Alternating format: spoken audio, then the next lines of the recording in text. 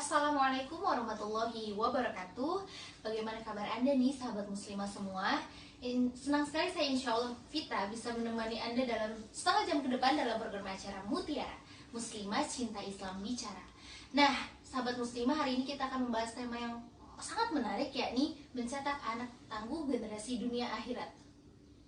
Nah, di tengah kita sudah hadir narasumber kita, yakni Ustazah Nuraini Nora. Kita sapa dulu ya. Assalamualaikum Ustazah. Waalaikumsalam warahmatullahi wabarakatuh. Gimana kabarnya Ustazah? Alhamdulillah Mbak Vita sehat. Oh, Gimana Mbak Masya Vita Allah. sehat juga? Alhamdulillah sehat. Nah Ustazah, hari ini kita akan bahas mencetak anak tangguh Ya. dunia dan akhirat. Memangnya anak tangguh itu seperti apa sih Ustazah? Baik, sebelum saya jawab, saya sapa dulu pemirsa di rumah ya. Assalamualaikum warahmatullahi wabarakatuh. Waalaikumsalam. Bismillahirrahmanirrahim. Alhamdulillahirrabbilalamin. Assalatu wassalamu ala rasulillahi wa ala alihi wa ashabihi wa jamil anbiya'i wal mursalin. Rabbi shrah li sadri wa yassir li amri wahlul 'uqdatam min lisani yafqahu qawli. Rabbi zidni ilma warzuqni fahma. Amma ba'd. Baik Mbak Vita, tadi pertanyaannya adalah terkait dengan tema kita hari ini ya, mencetak anak tangguh sukses dunia akhirat. Ya, kenapa saya ingin sekali membahas itu, karena saya teringat dengan firman Allah Subhanahu wa taala di dalam Al-Qur'an surat An-Nisa ayat 9 Mbak Vita. Bunyinya seperti ini. A'udzubillahi minasyaitonirrajim. Wal yakhshal ladzina law taraku min khalfihim dzurriyyatan bi'afa khafu 'alaihim fattaqullah wal yaqulu qawlan sadida. Artinya, dan hendaklah kamu takut jika kamu meninggalkan sepeninggal kamu anak-anak keturunan yang lemah. Takutlah atas mereka, maka bertakwalah kepada Allah dan katakanlah perkataan-perkataan yang baik. Nah, ayat ini sebenarnya mungkin kalau dilihat sederhana ya, wal yakhshal ladzina law taraku. Nah, jadi ada peringatan dari Allah, hendaklah kalian takut, hendaklah kalian mengkhawatirkan. Nah, kalau yang namanya mengkhawatirkan itu berarti sesuatu yang kita memang harus mempersiapkan agar apa yang kita khawatirkan tidak terjadi. Apa di sini konteksnya di dalam ayat ini? Apa yang harus dikhawatirkan? Jika kita meninggalkan, maksudnya sepeninggal kita nanti kita punya keturunan yang lemah, zurriyatan dhi'afa. Jadi anak keturunan yang lemah. Nah, berarti anak keturunan yang lemah ini yang kita tidak boleh gitu ya. Jangan sampai kita meninggalkan generasi yang lemah. Nah, inilah kenapa saya ingin membahas perlu upaya untuk mencetak anak-anak yang tangguh, yang sukses dunia dan akhirat. Jadi yang dimaksud dengan anak tangguh itu anak seperti apa? Nah, kembali lagi ke Al-Quran, surat yang tadi itu, lemah yang dimaksud adalah lemah seperti apa? Ya lemah semuanya Mbak gitu. Lemah dalam hal dunianya, juga lemah dalam hal akhiratnya gitu. Nah, tapi memang kita kembali kepada orientasi hidup kita masing-masing ya, tergantung fokusnya setiap orang tua. Ada kan orang tua yang fokusnya hanya kepada urusan dunia, sehingga fokus banget nih mikirin gimana caranya anaknya itu sekolah yang bagus, pendidikannya bagus gitu, terus supaya bisa mendapatkan pekerjaan yang bagus, penghidupan yang mapan, yang layak. Artinya orang tua mengkhawatirkan jangan sampai anak keturunannya itu nanti sepeninggal dia menjadi lemah secara pendidikan dan secara ekonomi. Berarti takut kalau anaknya lemah dalam urusan dunia gitu ya. Sedangkan sesungguhnya itu nggak salah sih, nggak salah gitu. Tapi seharusnya itu tidak menjadi fokus utama, fokus nomor 2. Karena fokus yang utama dan yang pertama adalah yang dunia akhirat. Nah, yang dunia tadi harus jelas, anaknya jangan sampai tidak terdidik, low educated gitu ya, berpendidikan rendah jangan gitu kan. Gimana caranya harus memberi pendidikan terbaik, baik dari rumah, dari sekolah, dari lingkungan, semua harus yang terbaik gitu. Nah, terus bagaimana kehidupan anak di dunianya juga penghidupannya, ekonominya juga baik. Nah, itu juga harus dipersiapkan. Tapi yang lebih utama dari itu semua adalah akhiratnya. Nah, kenapa begitu? Karena dunia mah sementara Mbak Vita, benar nggak? Iya. Kita mungkin nih bisa bahagia secara materi, secara finansial. Apalagi kalau anak kita jadi sarjana sampai S3, doktor, profesor gitu kan. Terus kemudian punya penghidupan yang mapan gitu. Pasti kita bangga dong sebagai orang tuanya. Tapi kalau dia kering dari sisi kerugiannya, Nah, jadi ini juga ini yang harus menjadi perhatian utama. Dan di ayat surat An-Nisa ayat 9 tadi yang dimaksud lemah itu adalah yang nomor satu adalah lemah secara ruhiyah. Maka mencetak anak tangguh sukses dunia akhirat itu harus nomor satu yang pertama kali dilakukan adalah kita bagaimana caranya mempersiapkan anak yang kokoh akidahnya. Nah, harus kokoh akidahnya, bukan cuma sekedar memiliki akidah Islam, tidak. Hanya sekedar dia memahami bahwa dia adalah seorang hamba Allah, tidak. Itu minim sekali. Tapi kalau akidah yang kokoh, nah itu lebih dari itu, Mbak. Dia yakin bahwa dia adalah hamba Allah, diciptakan oleh Allah, tujuan hidupnya adalah untuk melaksanakan seluruh aturan Allah, karena nanti dia akan kembali menghadap Allah untuk bertanggung jawab terhadap semua yang dia lakukan. Itu baru satu aspek, ya kan? Baru ngomongin dia terberi atau teredukasi gitu ya, punya pemahaman yang benar. Nah, bagaimana yang dimaksud akidah yang kokoh? Yang tadi itu pemahaman mendasar itu tadi mampu teraplikasi di dalam kehidupannya. Apa itu maksudnya? Kalau seorang anak dia memahami betul bahwa dirinya adalah hamba Allah, diciptakan untuk melaksanakan seluruh aturan Allah, karena nanti dia akan kembali kepada Allah dan mempertanggungjawabkan segala urusannya, segala perbuatannya dalam kehidupan, ini akan berimplikasi pada kehidupannya. Mau ngapain aja dia di dalam kehidupan ini, dia akan selalu merasa diawasi oleh Allah. Nah, anak tangguh itu yang seperti itu. Bayangkan nih Mbak Vita, kalau seorang anak sudah memiliki ketangguhan akidah, dia akan lurus aktivitasnya sesuai dengan apa yang sudah menjadi koridor, batasan-batasan. Allah itu sudah memberikan semua keleluasaan, ya, apapun di dunia ini boleh kita lakukan selama itu mendatangkan manfaat dan maslahat bagi kita, kecuali hal-hal yang sudah Allah batasi. Yang ini nggak boleh. Kenapa nggak boleh? Karena semua aturan Allah itu pada dasarnya demi kemaslahatan manusia.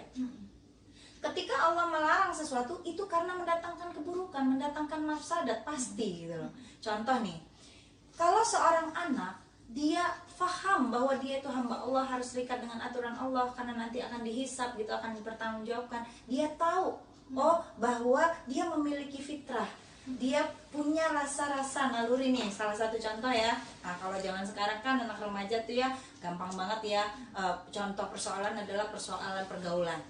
Nah gimana kalau kita ngeliat, Mbak Vita sendiri ngeliat nggak tuh? Banyak generasi bucin ya. Wah, bucin tuh istilahnya ya, bucin, budak cinta gitu kalau nggak salah begitu ya kepanjangannya tuh. Dari istilahnya saja sebenarnya udah nggak enak didengar kan, bucin gitu, budak cinta. Ini apa? Akibat dari pemikiran dasar itu tadi. Nah ini aja udah contoh loh bahwa secara duniawi saja itu udah lemah. Bahkan untuk urusan duniawi saja sampai disebut sebagai budak cinta, itu sudah menunjukkan kelemahan kan. Nah jadi kalau anak yang dia memahami betul bahwa dirinya adalah hamba Allah, dia harus terikat dengan aturan Allah, dia tahu, oh pergaulan ini boleh, kita boleh berteman sama siapa saja, boleh mau bergaul sama orang dari mana saja, suku bangsa apa saja, tidak ada larangan gitu. Bahkan Allah sendiri yang menyatakan gitu kan, kami telah menciptakan kalian bersuku-suku, berbangsa-bangsa untuk lita'arafu, untuk saling mengenal. Artinya bergaul mah bebas. Tapi ada aturan nih. Bagaimana nih dalam Islam pergaulan lawan jenis? Laki-laki sama laki-laki gimana pergaulannya? Laki-laki sama perempuan yang bukan mahram gimana pergaulannya? Laki-laki dengan yang sudah jadi mahram gimana tata aturannya? Kalau keturunan kita, anak generasi kita paham ini, insya Allah nih pergaulannya terjaga, pergaulannya jelas gitu. Oh kecenderungannya tumbuh, misalnya dia punya rasa-rasa nih, ya kan tadi budak cinta itu, budak cinta itu kan munculnya kan ada fitrah ya, manusia kan punya tuh fitrah ketertarikan terhadap lawan jenis. Misalnya dia tumbuh nih, fitrah itu pasti itu nggak mungkin ditolak Mbak Vita.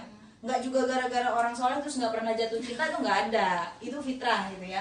Pasti suatu saat dia akan merasakan itu. Nah tapi karena dia paham aturan Islam, dia akan tahu bagaimana memenuhi ini. Apakah sudah waktunya? Kalau sudah waktunya, saya sudah siap secara fisik, secara mental, secara materi, ya udah tuntunan Islamnya menikah. Tapi kalau belum siap ya udah, kata Rasulullah, kalau belum siap banyak-banyak ibadah, berpuasalah gitu kan, banyak-banyak aktivitas yang positif gitu. Nah orang yang dia memiliki pemahaman melakukan ini, tangguh dia melawan hawa nafsunya. Tapi kalau dia tidak memiliki pemahaman yang benar seperti itu, jadi budak cinta itu tadi. Generasi syahwat. Generasi syahwat gitu loh. Apalagi kalau sekarang tuh aduh istilah buat anak muda itu banyak-banyak generasi micin lah. Itu generasi micin aja udah menunjukkan kelemahan loh. Nah, dari situ ya itu tadi nomor satu kan, secara akidah sudah jelas nih. Kalau dia lemah, lemahlah. Segala aktivitas dia akan berantakan. Akan melanggar semua aturan Allah. Nah, biasanya nih para bucin, ya saya sih angka pastinya nggak tahu ya, tapi kebanyakan dari para bucin ini hidup dalam bahasa anak muda lagi nih, halusinasi. Semuanya serba impian, serba hayalan, jauh dari realita. Ketemu dengan kenyataan nggak siap, bunuh diri. Ketemu dengan kenyataan nggak sesuai dengan harapan, narkoba. Terus apa yang kalau udah misalnya jatuh cinta, posesifnya luar biasa gitu kan, saking posesifnya bener-bener cemburu. Kalau udah cemburu bisa melakukan tindakan kekerasan ini itu, aduh ya Allah gitu kan, tahu sendiri lah pasti faktanya banyak banget. Ini kan berawal dari kelemahan Mbak Vita. Lemah apa? Lemah akidah. Kalau sudah lemah akidah, kualitas itu pasti akan ikutan lemah. Berarti berpengaruh sekali banget. Jadi makanya itu saya bilang gitu, kekokohan akidah itu utama, nomor satu. Jadi sayang sekali ketika orang tua hanya fokus mempersiapkan anak-anak yang sukses di dunia tanpa pernah memperhatikan kesuksesan dan ketangguhan akidahnya. Oke. Padahal Ustazah ketika kita mencari kehidupan akhirat, dunia pasti akan terpenuhi ya Ustazah ya. Kalau kita mau memfokuskannya. Sekarang begini, contohnya nih ya. Apa sih yang dimaksud ketika kita mengejar akhirat, dunia pasti ikut? Ya iya dong. Contoh aja dalam hal pergaulan yang tadi deh. Ketika kita tahu bahwa untuk memenuhi syahwat naluri ingin ketertarikan atau naluri melestarikan jenis lah, sebenarnya itu di dalam Islam ada istilahnya, itu namanya Ghorizah Naw, Mbak Vita. Ghorizah Naw itu adalah salah satu penampakan fitrah gitu yang memang Allah sudah ciptakan kepada setiap manusia gitu ya. Yaitu ingin melestarikan jenisnya. Jadi dia bisa jatuh cinta, bisa sayang sama siapa aja, bisa cemburu gitu ya, itu penampakan gitu dari goriza atau fitrah itu. Nah, kalau dia misalnya muncul nih goriza ini, lalu dia membutuhkan pemenuhan nih, yang namanya fitrahnya membutuhkan pemenuhan. Kalau dia memenuhi pemenuhannya dengan secara yang sesuai syariat, syahwatnya terpenuhi, berarti dunianya terpenuhi dong. Tujuan pernikahan itu kan adalah litaskunu ilaiha, mendapatkan kebahagiaan, kenyamanan, ketenangan, berarti dunia dapat dong. Terus kalau dia berpikir bahwa saya akan menikah karena menikah itu adalah ibadah gitu ya, ya udah saya akan menikah sesuai dengan syariat, berarti ibadahnya dapat, akhirat dong, berarti tujuannya akhirat, kesenangan duniawinya didapat. Itu yang dimaksud dengan orang kalau dia mengejar akhirat, dunia itu pasti ikut. Tapi kalau orang hanya orientasinya dunia, yang penting dapat kepuasan, yang penting dapat kesenangan, yang penting dapat apa tuh? Ya pokoknya syahwatnya tersalurkan. Ya udah sebatas itu. Ketika dia sudah tersalurkan udah. Mending kalau cuma udah, kalau ternyata menimbulkan dampak negatif gara-gara hanya sekedar mengikuti syahwat, anak orang hamil di luar nikah, terus nggak siap dengan kenyataan, akhirnya aborsi. Aborsi adalah tindak kriminal, gitu kan? Belum lagi kalau aborsinya gagal, berarti kan penderitaan. Berarti ya itu. Pokoknya mah udah bener dah. Taat itu sumber kebahagiaan, maksiat itu sumber kesengsaraan, itu udah benar. Ini aja. Nah, Ustazah kan tadi sudah menjelaskan kepada kita semua nih bahwasanya ketika anak itu memiliki keimanan yang kokoh, maka dia bisa dipersiapkan untuk menjadi generasi yang tangguh dunia ataupun akhirat. Ya. Nah, sahabat muslimah semua nih pasti kepo nih, penasaran gimana sih caranya tips and trick mendidik anak-anak setangguh itu? Yap. Kalau kita bicara tips dan trik, Mbak Vita, kita akan bicara proses, ya kan? Kalau ngomongin proses berarti harus kronologis dari awal dong. Nah, proses dari awal itu apa? Kita nggak ujuk-ujuk punya anak kan? Anak itu terlahir dari sebuah pernikahan, berarti proses dimulai dari sebelum menikah. Nah, kalau mau menikah, kita harus punya dulu nih targetnya. Jadi kita punya visi misi yang jelas dulu. Menikah ini harus menikah dengan orang yang sama keinginannya, tujuannya, orientasinya. Kita pengen banget punya anak yang tangguh, sukses dunia akhirat. Terus berarti kita harus punya suami, harus punya pasangan yang juga punya visi mencetak anak yang tangguh, sukses dunia akhirat juga. Nggak mungkin banget misalnya nih Mbak Vita, kepengen banget punya anak hafiz gitu kan, terus ahli ibadah gitu, terus pokoknya taat gitu ya. Tapi dapat suaminya orang yang nggak sholat misalnya, orang yang nggak tahu sama agama dan sebagainya, orang yang nggak peduli gitu, berarti kan ini tidak satu visi misi. Nah dari awal berarti harus tips yang pertama adalah sebelum menikah samakan persepsi, visi dan misi dengan calon pasangan kita. Waduh udah terlanjur, banyak dong di luar sana yang udah terlanjur, anaknya udah banyak gitu kan, terus baru tahu bahwa harus satu visi misi. Terus gimana? Ya nggak apa-apa, nggak ada kata terlambat lah, setidaknya oh ya udah begitu tahu bahwa oh ternyata rumah tangga kita ini belum punya visi dan misi yang benar, ya udah perbaiki, bentuk dulu. Bikin kesepakatan, komitmen dengan suami. Kita ini sebenarnya mau dibawa kemana hubungan kita? Kayak lagu itu ya. Jadi kan mau dibawa kemana nih rumah tangga kita, orientasinya apa, visi misinya gimana, anak-anak kita mau kita bentuk jadi apa, obrolin sekarang. Jadi walaupun sudah anaknya udah gede-gede, kalau merasa bahwa ternyata belum punya visi misi yang benar, ya udah perbaiki itu. Nah setelah menyamakan visi dan misi dengan pasangan, ya udah berarti itu komitmen antar manusia. Ya udah semua proses selanjutnya ketika menikah diawali dengan pernikahan yang syar'i secara tata cara. Jadi nggak tiba-tiba menikah aja. Terus udah tuh aturan menikah itu juga banyak. Nah bagaimana kita bisa mewujudkan generasi yang syar'i itu ya, generasi yang soleh ketika kitanya sendiri tidak terikat syariat. Jadi dari aturan pernikahan, waduh banyak banget ada aturan di dalam Islam itu bagaimana menikah. Bagaimana walimah, apakah harus dipisah dan sebagainya gitu, tata cara walimah yang syar'i seperti apa itu harus difahami. Nah dari awal sudah syar'i gitu kan, bagaimana nanti ketika kita melakukan upaya supaya punya anak, bereproduksinya berarti harus sesuai tuntunan syariat juga, tata caranya harus sesuai tuntunan syariat, baca doa minimal begitu. Jadi itu semua adalah proses. Nah dari dalam kandungan seperti apa ya asupan nutrisinya, baik nutrisi iman ataupun nutrisi akal ataupun nutrisi tubuh gitu, fisik. Jadi bukan hanya kan kebiasaan orang hamil tuh cuman mikirinnya gimana caranya makan yang bagus, makan yang 4 sehat 5 sempurna aja supaya anaknya sehat, cuma itu doang. Nutrisi imannya enggak, nutrisi akalnya kadang-kadang ada orang ada penelitian yang menyatakan bahwa bayi di dalam kandungan itu kalau sering diperdengarkan musik klasik akan cerdas.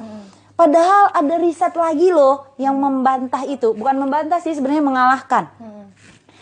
Janin di dalam kandungan kalau dibiasakan mendengar murotal atau bahkan ibunya sendiri yang membaca Al-Quran, itu hasilnya itu jauh lebih pintar, lebih cerdas dari anak yang biasa didengarkan musik klasik. Artinya seorang ibu dari dia di dalam rahim itu kandungan janinnya sudah mulai berkomunikasi secara ruhiyah. Bagaimana berkomunikasi ruhiyah itu? Ya sering baca Quran, banyak berdoa, banyak berzikir, ajak bicara anak, kenalkan dengan Tuhan dari awal. Oh emang ngaruh ya? Ngaruh. Janin di dalam perut itu dia bisa mendengar. Bahkan apa yang dirasakan oleh ibunya dia tahu. Jadi kalau ibunya dalam suasana iman terus menerus itu akan terbentuk. Jadi bukan sembarangan loh mencetak anak tangguh dunia akhirat itu dari awal. Nah, ketika sudah lahir ya udah mulailah proses pendidikan dari awal sampai masa prabalik. Jadi yang perlu harus dipikirkan itu adalah dari masa awal, dari 0 hari sampai prabalik. Kenapa sampai prabalik? Karena ketika balik kita sudah bukan lagi waktunya mendidik. Kita sudah memetik. Nah ini dia. Jadi kalau kita waktunya mendidik itu adalah dari hari pertama punya bayi, dari lahir diazankan, terus kemudian didekatkan, diingatkan terus dengan Tuhannya, diingatkan terus dengan kekuasaan Allah dan sebagainya. Nah itu insya Allah akan terus tertancap akidah yang bagus.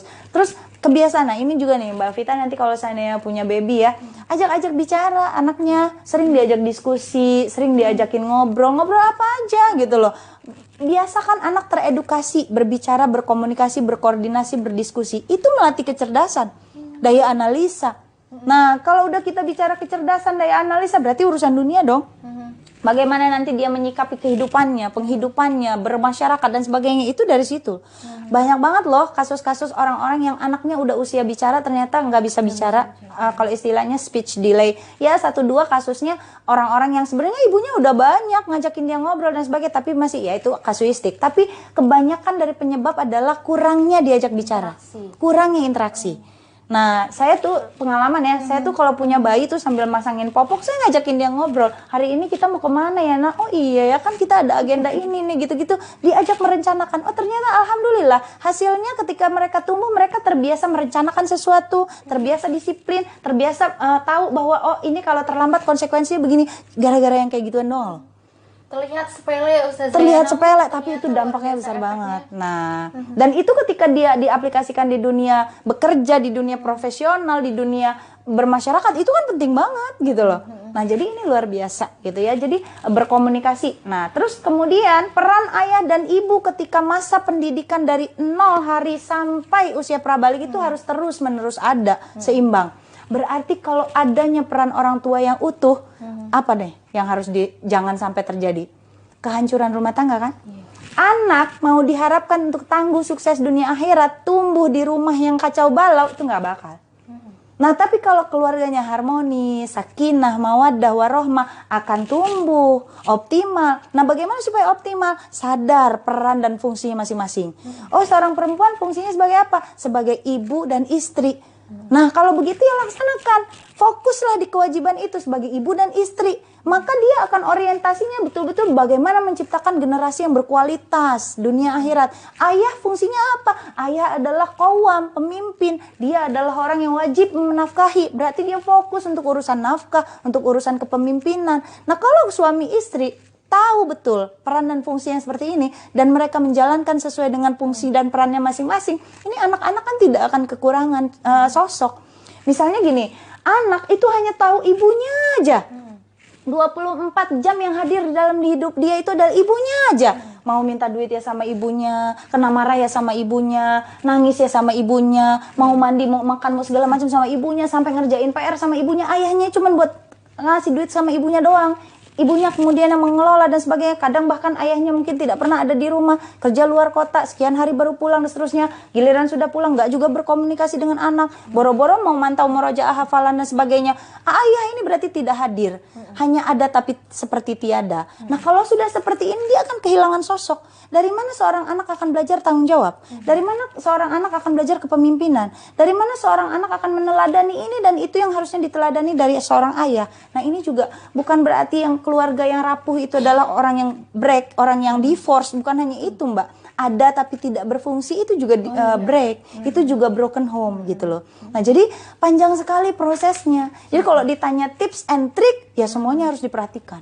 Berarti singkat kata dari itu semua adalah sebagai orang tua, kita harus paham betul tuntunan syariat yang mengatur berumah tangga seperti apa, berketurunan seperti apa, bergenerasi seperti apa. Beda ya, yang saya katakan berketurunan itu berarti bagaimana proses punya anak. Tapi kalau bergenerasi itu kita acuannya ke depan.